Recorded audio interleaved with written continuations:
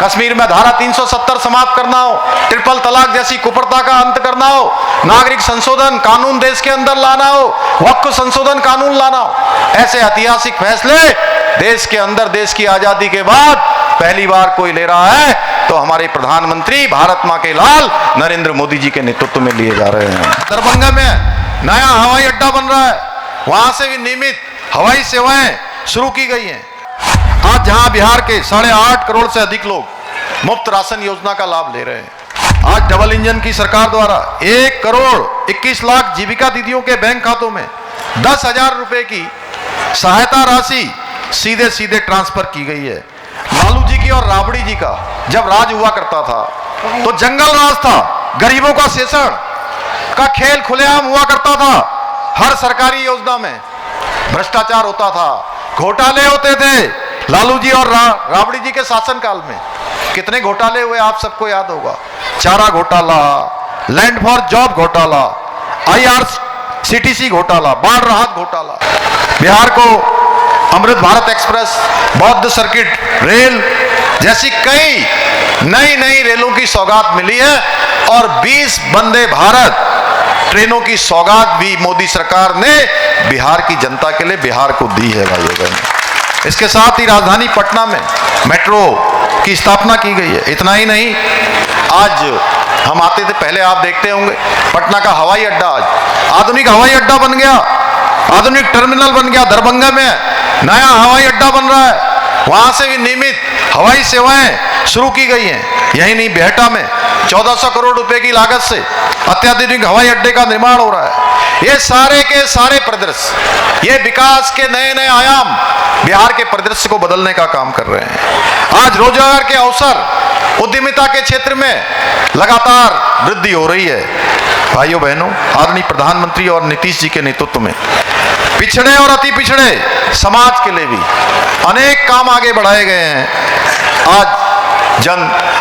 आज जनधन योजना, उज्ज्वला योजना, प्रधानमंत्री आवास योजना, आयुष्मान भारत योजना, मुफ्त राशन योजना जैसी अनेक योजनाओं के माध्यम से देश के हर गरीब को मदद पहुंचाने का काम हो रहा है, सहायता पहुंचाने का काम हो रहा है, हर माता बहन को आगे लाने का काम हो रहा है, युवा नौजवानों को रोजगार से जोड़ने का काम हो रहा है।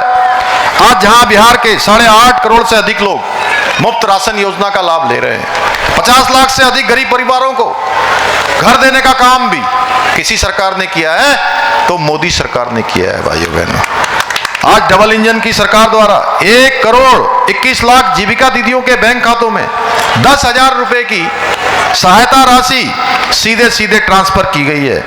आज हर गरीब को 125 यूनिट बिजली निःशुल्क दी जा रही है।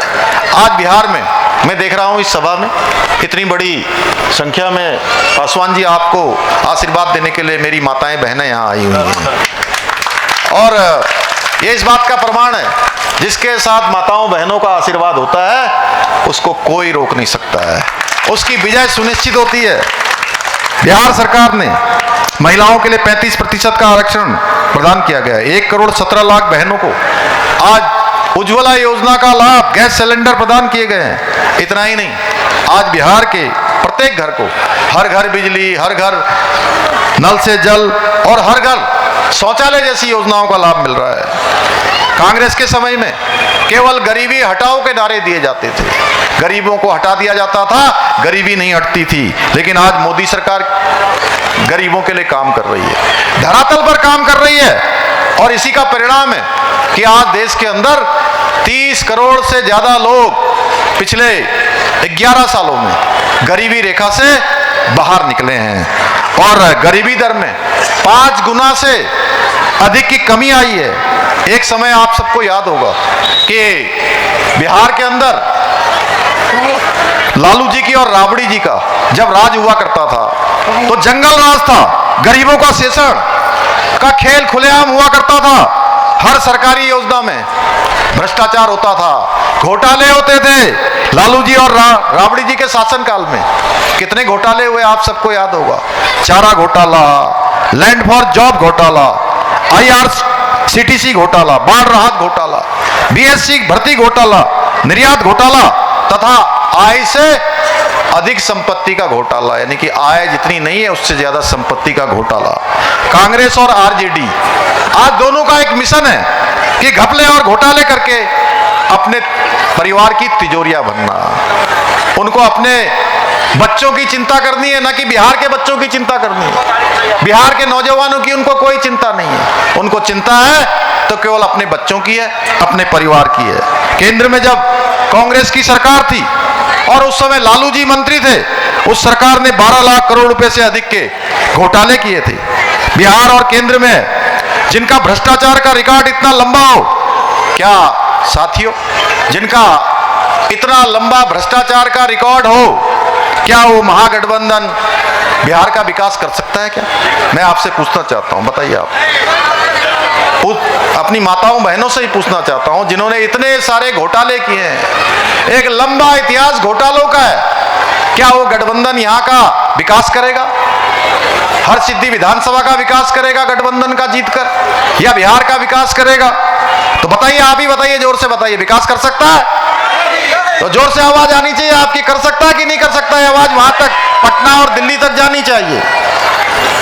आदरणीय मोदी जी के नेतृत्व में, आदरणीय नीतीश जी के नेतृत्व में आज एनडीए की डबल इंजन सरकार ने बिहार में जंगल राज से मुक्ति कराई है। परिवारवाद से परिवारवाद की राजनीति का अंत किया है। आज बिहार से नक्सलवाद जैसा, उसको नक्सलवाद से मुक्त कराने का काम किया है, जो पहले की सरकारों में संभव नहीं था। लालू जी की आरजेडी के शासनकाल में बिहार की पहचान बन गई थी। हत्या होती थी, फिरौती होती थी, लूट होती थी, अपहरण होता था, नरसंहार रोज की बातें हुआ करती थी। इनके शासनकाल में माफिया राज में बिहार में उद्योगों को भगाया और बिहार को पिछड़ा राज्य बना दिया। भाइयों बहनों, पिछड़ा राज्य बना दिया, क्योंकि उद्योग वाले आते ही नहीं थे, क्योंकि उनकी गाड़ियां ही लूट ली जाती थी, तमाम प्रकार की गुंडागर्दी होती थी। लेकिन पिछले 11 सालों की मैं बात करूं तो 3 लाख करोड़ रुपए से अधिक इंडस्ट्रियल कॉरिडोर बनाए गए हैं। आज बिहार की जीडीपी में उद्योगों का 33% से अधिक हिस्सा हो चुका है। भाइयों बहनों, आज आदरणीय मोदी जी के नेतृत्व में पूरे देश के अंदर सनातन का जयघोष गूंज रहा था, जयघोष गूंज रहा है। चाहे आज हम सबके आराध्य देव भगवान राम, जिनका हम हर क्षण और हर पल नाम लेते हैं, कोई परेशानी होती है तो हमारे मुंह से निकलता है राम, हे राम, जय राम। क्या निकलता है? जय राम, जय राम, श्री राम, जय जय राम। तो कोई परेशानी होती तो राम राम होता है ना, और मिलते हैं तो राम राम बोलते हैं। हर क्षण हर पल जिनका हम नाम लेते हैं, ऐसे भगवान राम का भव्य और दिव्य मंदिर बनाने का काम भी आदरणीय प्रधानमंत्री मोदी जी के नेतृत्व में अयोध्या में संपन्न हो गया। काशी में काशी विश्वनाथ कॉरिडोर बन गया, महाकाल उज्जैन में महाकाल लोक बन गया। और मैं जहां देवभूमि उत्तराखंड से आता हूं, देवभूमि उत्तराखंड में आप सब भी महादेव के भक्त हैं, आप सब भी बाबा के भक्त हैं, और आप में से बहुत सारे लोग, पूरे बिहार के लोग दर्शन करने के लिए बाबा केदार के दर्शन करने जाते हैं। केदारनाथ बाबा केदार का प्रांगण भी 2013 में बहुत भीषण वहां आपदा आई थी, उस आपदा में पूरी तरह से तहस नहस हो चुका था। उस स्थल को भी नवनिर्माण और पुनर्निर्माण का काम किसी ने किया है तो प्रधानमंत्री मोदी जी ने किया है। बद्रीनाथ का मास्टर प्लान का निर्माण, आज हमारी जितनी धार्मिक धरोहरें हैं पूरे देश के अंदर उनको सजाने और संवारने का काम हो रहा है। कश्मीर में धारा 370 समाप्त करना हो, ट्रिपल तलाक जैसी कुप्रथा का अंत करना हो, नागरिक संशोधन कानून देश के अंदर लाना हो, वक्फ संशोधन कानून लाना हो, ऐसे ऐतिहासिक फैसले देश के अंदर देश की आजादी के बाद पहली बार कोई ले रहा है तो हमारे प्रधानमंत्री भारत मां के लाल नरेंद्र मोदी जी के नेतृत्व में लिए जा रहे हैं। एक तरफ ऐसे ऐतिहासिक निर्णय लिए गए हैं और ये सनातन विरोधी मानसिकता वाले, ये महागठबंधन गैंग अपनी तुष्टीकरण और वोट बैंक की राजनीति के चलते राष्ट्र हित में लिए गए ये सारे निर्णय, इन सारे निर्णयों का विरोध करते हैं, विरोध करने का काम कर रहे हैं। गप्पू भैया, अब आप कह रहे होंगे गप्पू भैया किसको कह रहे? पप्पू भैया और गप्पू भैया,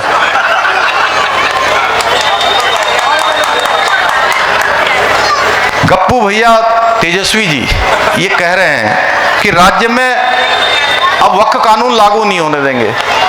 अरे भाई, देश की संसद ने जिस कानून को पास कर दिया उसको आपके परिवार का हाईकमान रोक नहीं सकता, आपके परिवार का हाईकमान बदल नहीं सकता। भाइयों बहनों, आपका ये मुगल प्रेम है, आपकी तुष्टीकरण की राजनीति आपको कभी सत्ता में वापस नहीं ला सकती है। मुगल प्रेम आपका कभी वापस सत्ता में आपको नहीं ला सकता। अब देश की जनता और बिहार की जनता जाग चुकी है।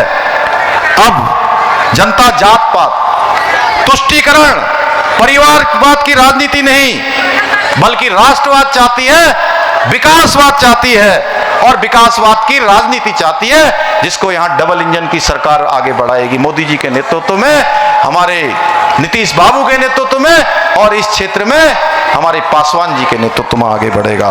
भाइयों बहनों, आज रक्षा के क्षेत्र में भी, आज मैं रक्षा के क्षेत्र की बात करूं, मैं एक सैनिक का बेटा हूं। आज मुझे गर्व होता है कि हमारे प्रधानमंत्री जी के नेतृत्व में आज हमारा भारत रक्षा के क्षेत्र में भी आत्मनिर्भर हो रहा है।